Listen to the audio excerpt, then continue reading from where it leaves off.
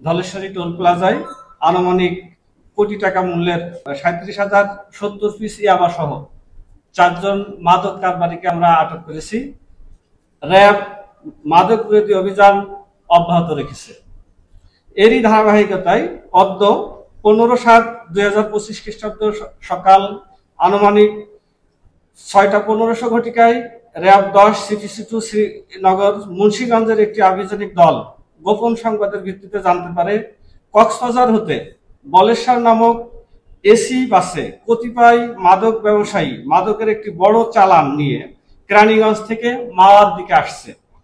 সংবাদটি প্রাপ্ত হয়ে উক্ত আভিযানিক দল ঢাকা জেলার দক্ষিণ কেরানীগঞ্জ থানার ধলেশ্বরী টোল প্লাজার ঢাকা মহাসড়কের উপর বাসটি থামিয়ে অভিযান পরিচালনা করে আনুমানিক 1,11,21,000 টাকা মূল্যমানের 37,070টি ইয়াবা সহ 4 জন মাদক ব্যবসায়ীকে গ্রেপ্তার করে।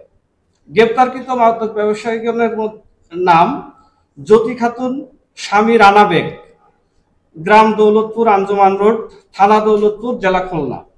2 নম্বর আসামি রানা বেগ, পিতা মৃত মোতালেব বেগ, দৌলতপুর, আঞ্জুমান রোড, থানা দৌলতপুর, জেলা খুলনা।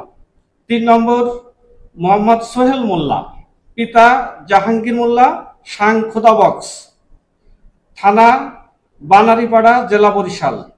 সর্বশেষ 4 নম্বর শান্তা ইসলাম, পিতা মৃত হারুনা রশিদ, সাং ধাওয়া, থানা ভান্ডারিয়া, জেলা পিরোজপুর বলে জানা যায়।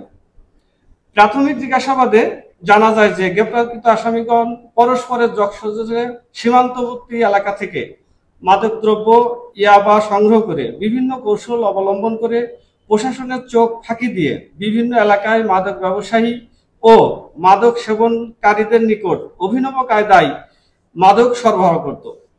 প্রকাশ থাকে যে আসামি জ্যোতি খাতুনকে শালীনতার সহিত তল্লাশিকালে তার শরীরে হলুদ টেপ দিয়ে বাঁধা, হলুদ রঙের টেপ দিয়ে মোড়ানো 3টি শপিং ব্যাগের ভিতরে সর্বমোট 186টি এয়ারটাইট নীল পলিপ্যাকের ভিতরে হালকা কমলা রঙের সর্বমোট 37,070টি ইয়াবা ট্যাবলেট, আসামি রানা বেগের নিকট হতে মাদক বিক্রয়ের 10,000 টাকা এবং আসামিগণের নিকট হতে মাদক ক্রয় বিক্রয়ের ব্যবহৃত 6টি মোবাইল ফোন জব্দ করা হয়।